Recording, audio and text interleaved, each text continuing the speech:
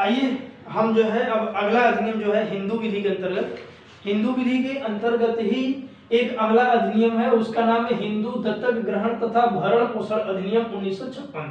हिंदू दत्तक ग्रहण तथा भरण पोषण अधिनियम के अंतर्गत हमने जो गेस किया हुआ है, इसमें जो महत्वपूर्ण प्रश्न आएगा या जो महत्वपूर्ण प्रश्न आने की संभावना है वो भरण पोषण से ही संबंधित आएगा। तो भरण पोषण जो है ये इस अधिनियम के अध्याय 3 में दिया हुआ है। भरण पोषण के बारे में प्रावधान किया गया है। भरण पोषण के बारे में प्रावधान जो है ये धारा 18 से लेकर के धारा 28 तक के अंतर्गत बताया है। 18 से लेकर के 28 तक जो आपका धारा 18 है, 18 में देखिए दिया है पत्नी का भरण पोषण। क्या दिया हुआ है? पत्नी का भरण पोषण। इस धारा के उपबंध के अधीन यह प्रावधान किया गया है कि हिंदू पत्नी चाहे वह इस अधिनियम के पहले विवाह हुआ हो या इस अधिनियम के बाद उनका विवाह हुआ हो, ऐसी पत्नी अपने जीवन काल में अपने पति से भरण पोषण पाने का हकदार होगी। हिंदू पत्नी अपने भरण पोषण के दावे को समाप्त किए बिना अपने पति से अलग रहने के लिए निम्नलिखित किसी भी दशा में हकदार होती है। वह भरण पोषण भी पाएगी और अलग रहेगी भी, अलग रह करके अपने पति से भरण पोषण पा सकती है। यदि उसका पति अभित्यजन कर दिया, उसको त्याग दिया है, या तो युक्त कारण के बिना और उसकी सम्मत के बिना या उसकी इच्छा के विरुद्ध उसका परित्याग कर दिया है, या करने का या जानबूझकर उसकी उपेक्षा करने का दोषी है। यदि ऐसा दोषी है पति, तो पति को भरण पोषण देना पड़ेगा। यदि उसका पति उसके साथ ऐसी क्रूरता का व्यवहार करे जिससे उसके अपने मन में इस बात की युक्त आशंका पैदा हो जाए कि उसके पति के साथ रहना अब तर्क संगत नहीं होगा या न्याय संगत नहीं होगा, बल्कि हानिकारक या क्षतिकारक होगा। अगला है, यदि उसका पति उग्र कुष्ठ रोग से पीड़ित हो जाए। यदि कोई पति किसी पत्नी का उग्र कुष्ठ रोग से पीड़ित हो जाता है, यदि उसके पति की कोई अन्य पत्नी जीवित है, यदि उसका पति उसी घर में जिसमें उसकी पत्नी निवास करती है कोई उपपत्नी रखता है, उपपत्नी, ठीक है, जिसको हम लोग एक दूसरे भाषा में रखैल कहा जाता है, रखैल को उपपत्नी कहा जाता है।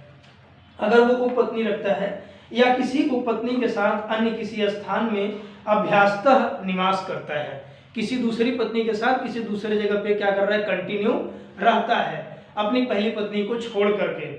यदि उसका पति कोई अन्य धर्म में परिवर्तन कर लेता है, अपना हिंदू धर्म को त्याग करके किसी दूसरे धर्म को अपना लेता है तब, और यदि उसके पृथक होकर रहने का कोई अन्य न्यायोचित कारण है, या तो पत्नी के पास ऐसा कोई न्यायोचित कारण है कि वह अपने पति से अलग रहे, तो ऐसी सिचुएशन में धारा 18 के अंतर्गत पत्नी अपने पति से भरण पोषण पाने का हकदार होगी। 19 में है, धारा 19 में विधवा पुत्रवधू का भरण पोषण पाना। जो पुत्रवधू होगी अगर वह विधवा हो जाती है तो उसको भी भरण पोषण पाने का अधिकार है, धारा 19 में। धारा 20 में देखिए, 20 में दिया हुआ है कि अपत्य और वृद्ध जनक का भरण पोषण, यानी जो बच्चे हैं बच्चों का और जो वृद्ध जन है, जो बुजुर्ग हैं, माता पिता दादा दादी या अन्य वृद्ध जन जिनको भरण पोषण पाने का हकदार होता है, ये दिया हुआ है आपके धारा 20 में। ये धारा 20 के अंतर्गत अधिनियम हिंदू दत्तक ग्रहण तथा भरण पोषण के अंतर्गत भरण पोषण पाने के हकदार होते हैं। 21 में आइए, 21 में आश्रितों की परिभाषा बताया गया है कि आश्रित कौन होते हैं।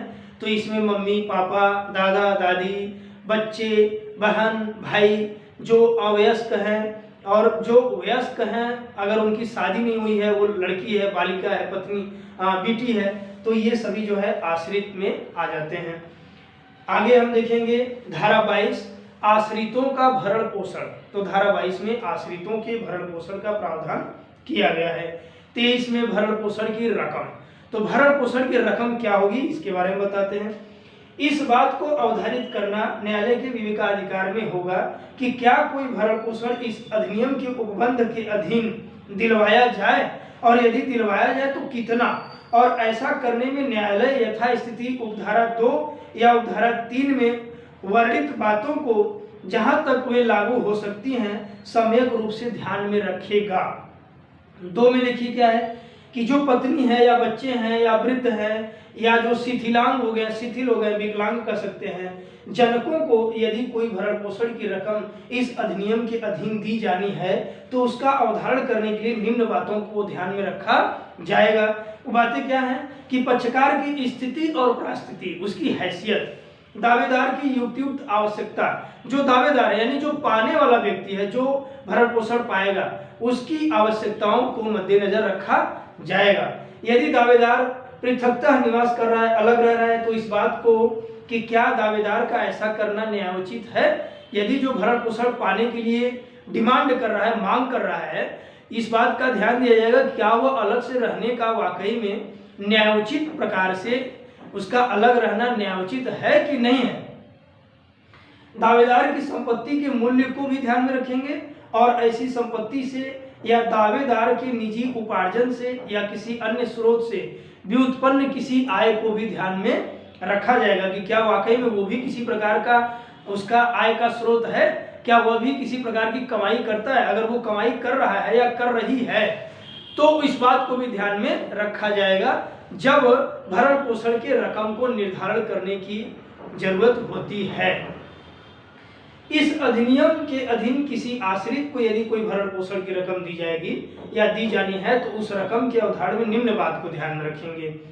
तो ये आपके धारा 23 में इस सभी बातों को ध्यान में रखा जाता है कि भरण पोषण की रकम कितनी होगी। इन सभी शर्तों को ध्यान में रखते हुए भरण पोषण की रकम को निर्धारित किया जा सकता है। अब धारा 24 देखिए, भरण पोषण के दावेदार को हिंदू होना चाहिए। भरण पोषण वही व्यक्ति पा सकता है जो हिंदू, दत्तक ग्रहण तथा भरण पोषण अधिनियम 1956 के अंतर्गत हिंदू होगा। यदि वो हिंदू नहीं है तो वो इस अधिनियम के अंतर्गत भरण पोषण का डिमांड नहीं कर सकता है। 25 में परिस्थिति